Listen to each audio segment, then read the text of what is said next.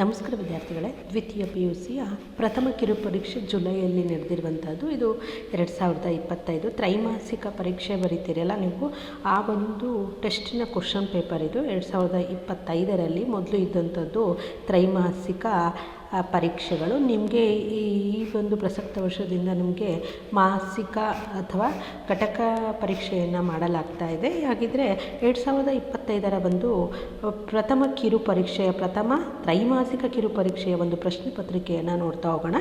ಇಲ್ಲಿ ನಿಮಗೆ ಒಟ್ಟಾರೆ ತ್ರೈಮಾಸಿಕ ಪರೀಕ್ಷೆಗಳು 40 ಅಂಕಗಳಿಗೆ ಇರುತ್ತೆ. ಅದಕ್ಕೆ ಇರುವಂತಹ ಸಮಯ 1 ಗಂಟೆ 30 ನಿಮಿಷ ಇರುತ್ತೆ.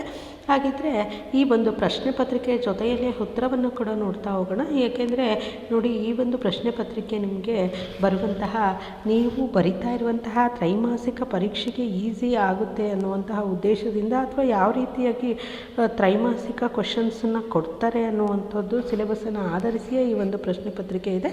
ನೋಡ್ತಾ ಹೋಗಿ ನೀವು ಕೂಡ ಆ ಒಂದು ತ್ರೈಮಾಸಿಕ ಎಕ್ಸಾಮ್ಸಲ್ಲಿ ಹೆಚ್ಚಿನ ಅಂಕಗಳನ್ನು ಗಳಿಸ್ರಿ ಅಂತ ಹೇಳ್ತಾ ಈ ಒಂದು ಪ್ರಶ್ನೆ ಪತ್ರಿಕೆಯನ್ನು ನೋಡ್ತಾ ಹೋಗೋಣ, ವಿಮರ್ಶೆ ಮಾಡ್ತಾ ಹೋಗೋಣ. ಸೀತೆಯನ್ನು ರಾವಣ ಎಲ್ಲಿರಿಸಿದನು?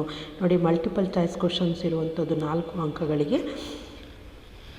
ನೋಡಿ, ಕೇಳಿದರೆ ಬೃಂದಾವನ, ಕಾನನ, ಪ್ರಮದವನ, ಅಶೋಕವನ ಅಂತ ಹೇಳ್ಬಿಟ್ಟು ಸೀತೆಯನ್ನು ರಾವಣ ಎಲ್ಲಿರಿಸಿರ್ತಾನೆ ಅಂದರೆ ಪ್ರಮದವನದಲ್ಲಿ ಇರಿಸಿರ್ತಾನೆ. ಕೊನೆಗೆ ಬಸಲಿಂಗ ಯಾವುದರಿಂದ ಮುಕ್ತನಾಗಿದ್ದ? ಬಸಲಿಂಗ ಕೊನೆಗೆ ಸುಳ್ಳಿನಿಂದ ಆತ ಮುಕ್ತನಾಗಿರ್ತಾನೆ. ಇನ್ನು ಕೆಂಪು ಪಟ್ಟಿಗೆ ಸೇರಿದಂತಹ ಪ್ರಾಣಿ ಯಾವುದು ಅಂತ ಇದೆ. ನೋಡಿ, ವಾಲ್ಪರೈ ಅಭಿವೃದ್ಧಿ ತಂದ ದುರಂತ ಅನ್ನುವಂತಹ ಒಂದು ಗದ್ಯಕ್ಕೆ ಸಂಬಂಧಿಸಿರುವಂತಹದ್ದು.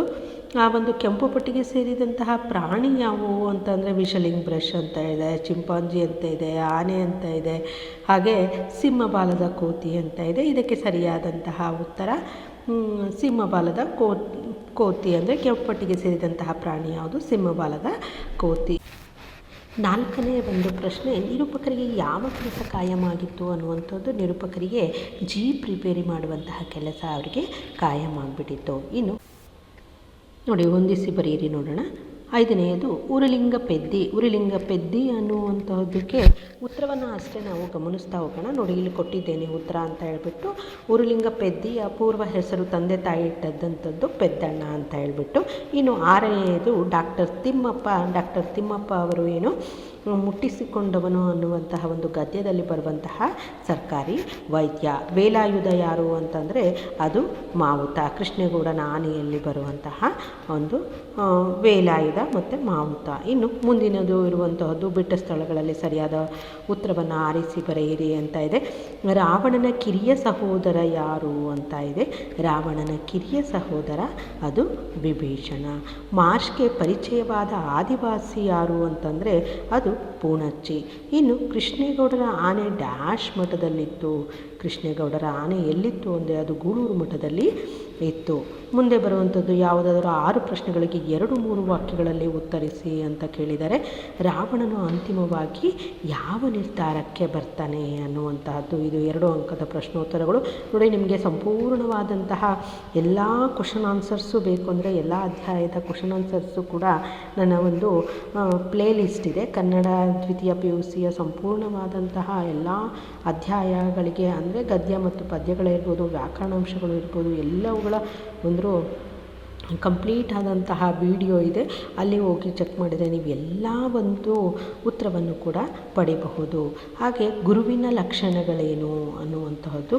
ಹಾಗೆ ಬಸಲಿಂಗನಿಗೆ ನೋಡಿ, ನಿಮಗೆ ಘಟಕಾಧಾರಿತ ಮೌಲ್ಯಾಂಕನದಲ್ಲಿ ಪ್ರಶ್ನೋತ್ತರಗಳು ಮಾಡೆಲ್ ಕ್ವಶನ್ ಪೇಪರನ್ನು ಕೂಡ ಕೊಟ್ಟಿದ್ದೇನೆ. ಅದರಲ್ಲಿ ಎಲ್ಲ ಉತ್ತರಗಳನ್ನು ಕೂಡ ಕೊಟ್ಟಿದ್ದೇನೆ. ಮಾಡೆಲ್ ಕ್ವಶನ್ಸಿಗೆ ಕಂಪ್ಲೀಟ್ ಆನ್ಸರ್ಸನ್ನು ಕೂಡ ಕೊಟ್ಟಿದ್ದೇನೆ.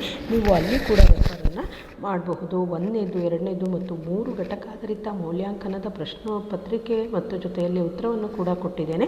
ಅಲ್ಲಿ ಕೂಡ ನೀವು ಹೋಗಿ ರೆಫರ್ ಮಾಡಬಹುದು. ಹಾಗೆ ಬಸಲಿಂಗನಿಗೆ ಅದು ಪುರುಸುತ್ತಿಲ್ಲದ ಕಾಲ ಏಕೆ ಅನ್ನುವಂಥದ್ದು. ಇನ್ನು 14ನೇದು ಹೆಂಡತಿ ಸಿದ್ಲಿಂಗಿ ಏನು ಹೇಳ್ತಲೇ ಇದ್ಲು ಅನ್ನುವಂಥದ್ದು.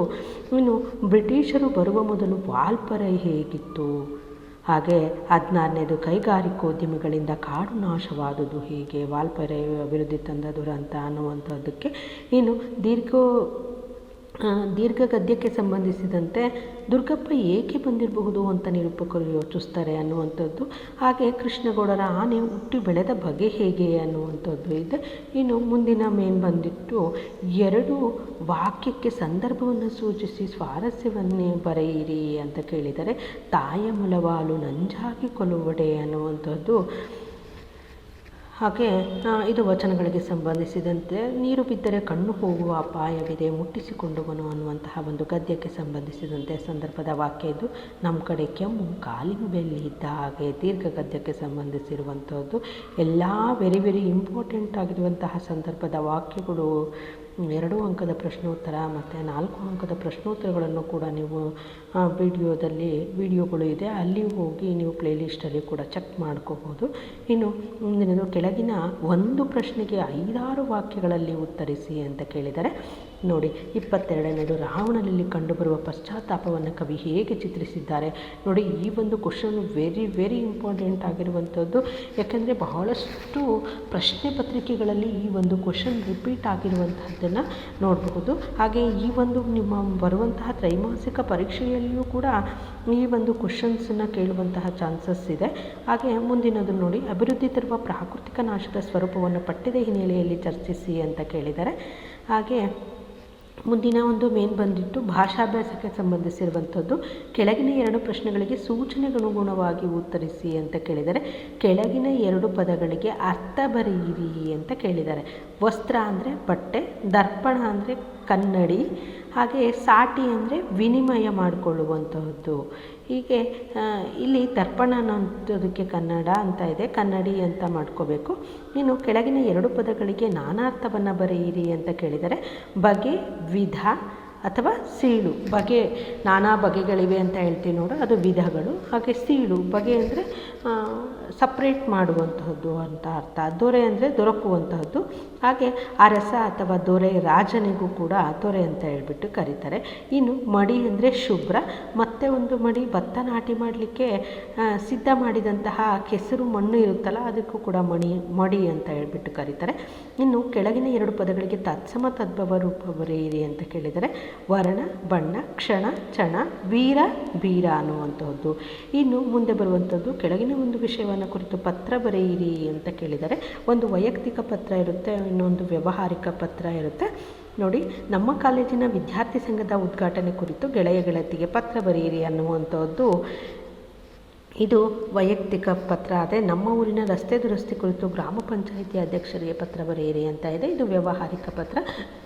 ನಿಮಗೆ 2 ರೀತಿಯಾದಂತಹ ಲೇಖನದ ಒಂದು ಮಾದರಿ ಬೇಕು ಅಂದರೆ ಅದನ್ನು ಕೂಡ ವಿಡಿಯೋದ ಸಪ್ರೇಟ್ ಆಗಿರುವಂತಹ ಪತ್ರಲೇಖನದ ವಿಡಿಯೋಗಳು ಕೂಡ ಇದೆ. ಅಲ್ಲಿ ಹೋಗಿ ನೀವು ವೆರಿ ವೆರಿ ಇಂಪಾರ್ಟೆಂಟ್ ಆಗಿರುವಂತಹ ಒಂದು ಪತ್ರಗಳನ್ನು ಯಾವ್ಯಾವ ರೀತಿಯಾಗಿ PUCಯ ವಿದ್ಯಾರ್ಥಿಗಳಿಗೆ ಸಪ್ರೇಟಾಗಿ, ದ್ವಿತೀಯ PUCಯ ವಿದ್ಯಾರ್ಥಿಗಳಿಗೆ ಯಾವ ರೀತಿಯಾಗಿ ಕ್ವಶನ್ಸನ್ನು ಕೇಳ್ತಾರೆ ಅನ್ನುವಂಥದ್ದು ಕೂಡ ಕೊಟ್ಟಿದ್ದೇನೆ. ಅಲ್ಲಿ ಹೋಗಿ ನೀವು ಚೆಕ್ ಮಾಡಿ ನೀವು ಕೂಡ ತ್ರೈಮಾಸಿಕ ಒಂದು ಕಿರು ಪರೀಕ್ಷೆಗೆ ಸಿದ್ಧತೆಯನ್ನು ನಡೆಸ್ತಾ ಇದ್ದೀರಾ ಅಂತ ನಾನು ಭಾವಿಸ್ತೇನೆ. ಧನ್ಯವಾದಗಳು.